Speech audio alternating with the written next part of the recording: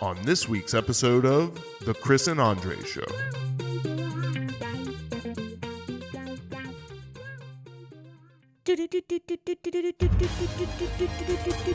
It's time for politics. In Manchin's defense, his arguments are not wrong, right? They may not hold true across the board, right? So the argument of like the $400,000 salary max was unacceptable to him for the child tax credit, but then he said it should be $200,000. And I started thinking to myself, well, $200,000 makes sense in like the Southeast. It may make sense in the Midwest. It may not make sense in California, New York, right, or other states. So at some level that makes sense. It's a good argument, but it penalizes people that may live in a state where the cost of living is so much higher. So in that case, I feel like what you have is in the BBB a default to we're trying to help people that have the highest cost of living, right?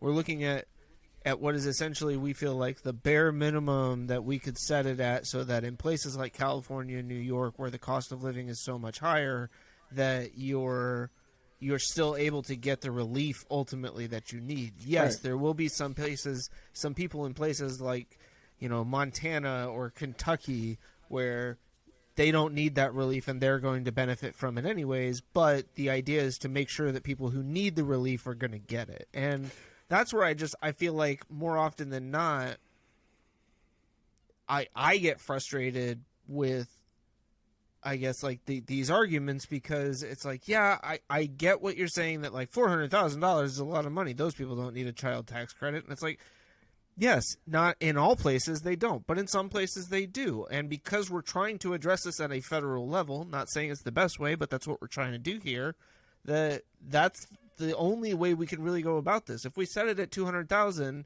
then there's people in California who are still not getting the relief that they ultimately need from this bill. And so unless you want to set it at, some percentage of cost of living, right, or whatever, yeah. And the hypocrisy from states like South Carolina, Kentucky, Alabama, Missouri, West Virginia, is there and I think on average it's like for every dollar that they spend, they get like $3 to $4 of federal tax money.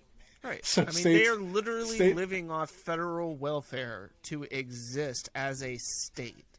Yeah. And yet, they're the ones who want to sit there and claim that, well, welfare is for, we don't want to make it an entitlement system. Who don't want to work. So go. You know what that sounds like? That sounds a lot like Hawaii.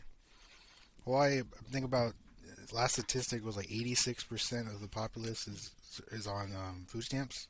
Mm-hmm. Really? And the food stamps they get, is in excess of $600 a person.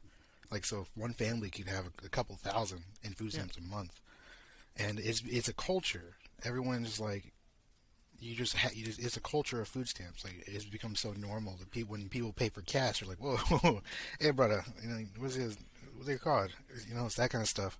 Yeah. And but having that said, having a society so dependent on federal aid, and then seeing the flip side of it is so politically red, is confusing as shit to me. Because when I lived there, I was like, everything about this environment screams that this should be a blue state.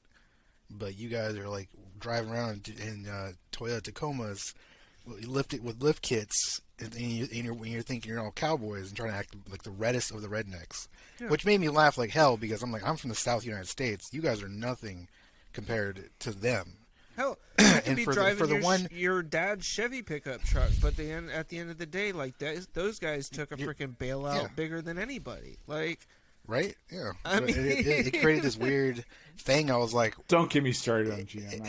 I know. It made me paranoid that there was like this one. When you see that dichotomy, you start to wonder, where are these people getting their information, and who's targeting that information towards them to think this way? Because if you live in a house full of ice and someone hands you an open flame and says this will keep your house cold, and you believe them, I'm going to start wondering why you think that way.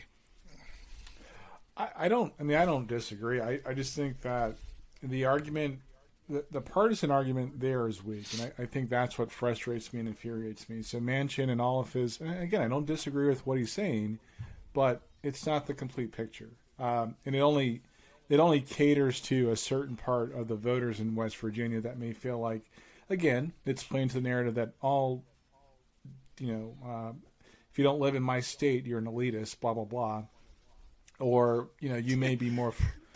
And but Joe Manchin isn't an elitist, right? I mean, that's where the massive disconnect is here. Like, the dude literally lives on a yacht in a state that is landlocked. Yeah. Right? This isn't like some dude that lives in Massachusetts and has a yacht on the harbor. Like, this dude literally went out of his way to get as far away from his constituents as humanly possible.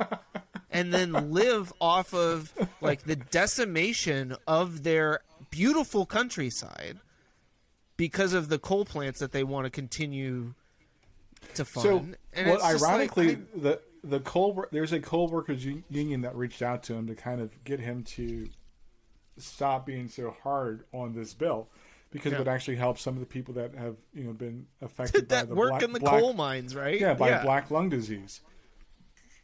So we'll see what happens there if he's really so true to his coal roots and his constituents. I just don't buy it, and I really think that if you want to win, and it's not, again, it's about being the right opposition to the other party, right?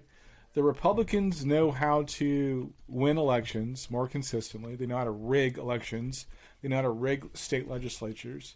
They know how to be opposition. I mean, they know how to be opposition. That is, like, it's not about who we are. It's about who we are not, and we are not them. And they are not who you want to be. Like, that's the whole message, right? It's, don't be like the Democrats, be like us. Well, what are you guys like? We're anti-Democrats. Okay, well, what does that mean? What does that mean? It means we don't believe anything they believe. Well, what do you believe? Nothing. Okay. We wait for them to tell us. It reminds me of that clip from Key and Peele where he was doing the President Obama, and like the lawmakers come in and they're all like, we can't wait to say no to you. And he was like, I think we need harsher gun laws. And they're like, no. Wait, what the? He's like, higher tax rates for the poor. No!